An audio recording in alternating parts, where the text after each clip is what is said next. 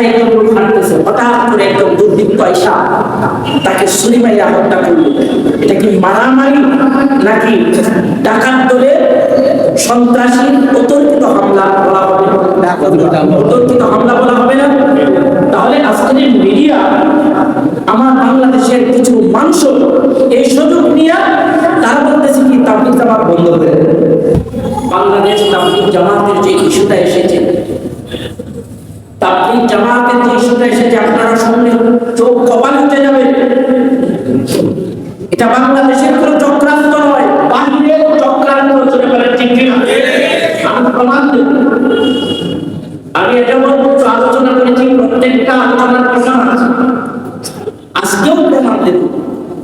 আমার বাংলাদেশের তাবলীগ জামাতের ভিতরে যে দ্বন্দ্ব কলহ সৃষ্টি হয়েছে, কেন সৃষ্টি হয়েছে, কারণ সৃষ্টি হয়েছে, এসব প্রমাণ দেব। এটা আমার বাংলাদেশের ইস্যু নয়, এটা আন্তর্জাতিক ইস্যু। আন্তর্জাতিক ইস্যু বলতে পারেন কিভাবে? আপনার আশপাশে কোন রাষ্ট্র চাই না আপনি নিজের পায়ে দাঁড়ান, ঠিক কিনা? আপনার আশপাশে কোন রাষ্ট্র চাই না আপনি স্বাধীনভাবে চলেন, ঠিক কিনা? আপনার আশপাশে কোন রাষ্ট্র চাই না আপনি আপনার ধর্ম কর্ম নিয়ে সুন্দরভাবে পরিবার নিয়ে চলেন, ঠিক কিনা? তারা চায় সকালে একবার নমস্কার, বিকালে একবার নমস্কার করে দাঁড়িয়ে চলেন। কেমন মহাকুম্ভ আমাদের আছে না? যেটা বলেন আছে না? এতদিন বলছে আমরা সব দিলাম, সব দিলাম, সব দিলাম, খাতা উঠায় হায় হায় দেওয়া দূরের কথা, শুধু খালি নেওয়া আর নেওয়া, সব নেয়, সব নেয়, দিনও কখন দেয় নাই, সুযোগ পায় নাই, সুযোগ পাইলে না নিয়ে তো শেষ করতে পারি নাই। তাহলে এমন তো স্যারজন বন্ধু থাকলে দেশের 12টা বাজতে আর বেশি দেরি লাগবে না, সেটা বলেন, ঠিক না? যারা শুধু খালি ন্যায় আর ন্যায়, ন্যায় আর ন্যায়, ভাই আনিস নদিস, ভাই আনিস নদিস, মানে আনিস শুধু খালি তুই আনিস নদিস দিস না। যাই হোক, আজকে কিছু কথা বলবো, যে কথাগুলো আশা করি অন্তত আমার পরিবারের মানুষ মেমোরিতে রাখবেন। আমার কথাগুলো আপনারা এখানেই সীমাবদ্ধ রাখবেন না, আপনারা একটু যাচাই বাছাই করবেন যে আমাদের নামসার যে কথাগুলো বলল, কথাগুলো বাস্তবতা আছে কি নাই, কথাগুলোর সত্যতা আছে কি নাই, এই কথাগুলো সকলে মুখস্থ রাখবেন ইনশাআল্লাহ। দেখুন, আমাদের মধ্যে কয়েকটা মারাত্মক ভুল আছে, কয়েকটা মারাত্মক ভুল আছে। আর মিডিয়া কিন্তু আমাদের পক্ষে, কি বলবো, আমাদের পক্ষে বর্তমান যে মিডিয়াগুলো আছে ওরা কি আমাদের পক্ষে? 16 বছর দেখেন না কত পক্ষে গান গাইছি, বলেন, ঠিক না? আজকে যদিও আমাদের পক্ষে কিছু কয়, শুধু তাকে কি বাঁচানোর জন্য, দিন বাঁচানোর জন্য, কিসের জন্য?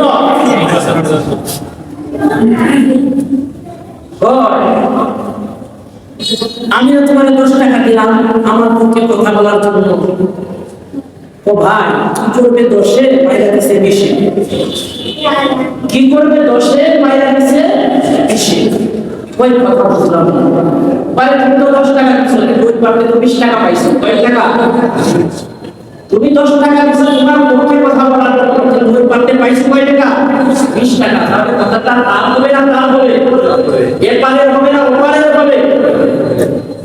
এখন যেহেতু এপারে থাকতে হবে, পিঠ বাঁচানোর জন্য কিছু মিডিয়া আমাদের পক্ষে কিছু কথা বলে, সেটা বলে, ঠিক না? তাও আবার বেশ বাইরে আপনারা ইংরেজি সংবাদ শুনেছেন, খেয়াল করবেন, কথাগুলো মুখস্থ রাখবেন।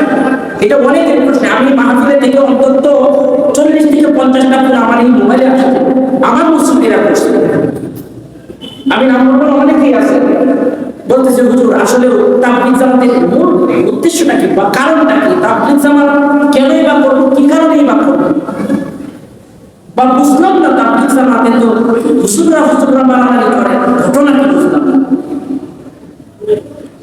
প্রথমত এই বিষয়টা আপনাদের সামনে স্পষ্ট করবো, আশা করি সবাই ভোট করবেন মনে মনে।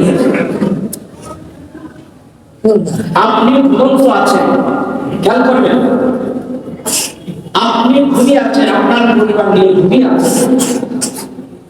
এই মুহূর্তে অন্য কোন পরিবার অতর্কিত ঘুমের মধ্যে আপনাকে হামলা করলো, খেয়াল করেন। মিডিয়ার মধ্যে এই কথাটা প্রচার হচ্ছে, সাতপন্থী আর জুবায়েরপন্থীর মারামারি, সাতপন্থী আর জুবায়েরপন্থীর মারামারি। মিডিয়াতে এই লেখাটা ভাষে কি ভাষে না, কথাটার জবাব দিচ্ছি, খেয়াল করেন। আপনি আপনার পরিবার নিয়ে ঘুমায় আছেন, কি অবস্থায় আছেন?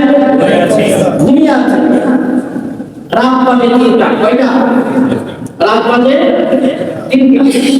অথবা আপনি আপনার পরিবার নিয়ে তাহাজ্জুদের নামাজে দাঁড়ায় আছেন, খেয়াল করবেন।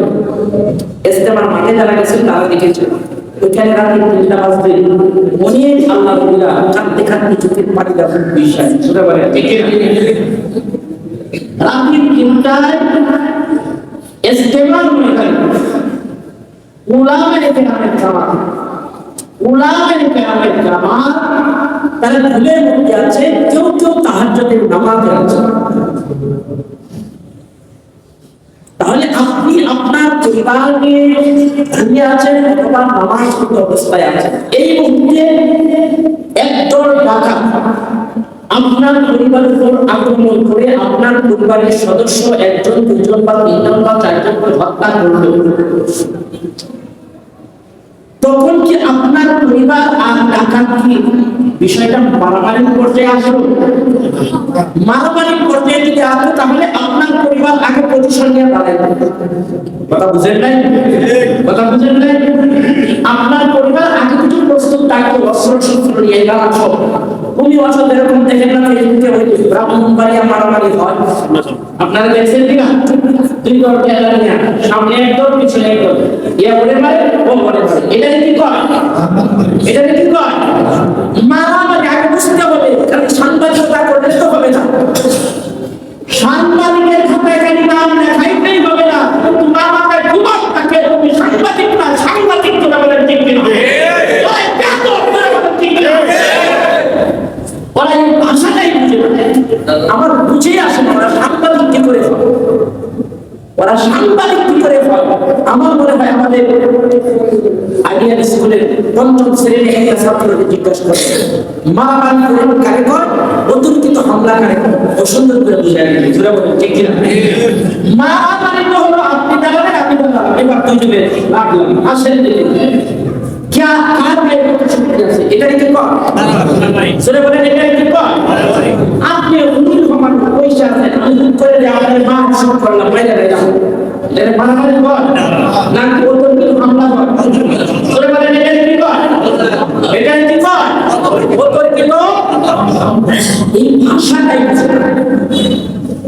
আসলে ষোলো বছরে আমি এই ভাষাই বলবো কিছু বড় সাগরের সাংবাদিক বানায় গেছে।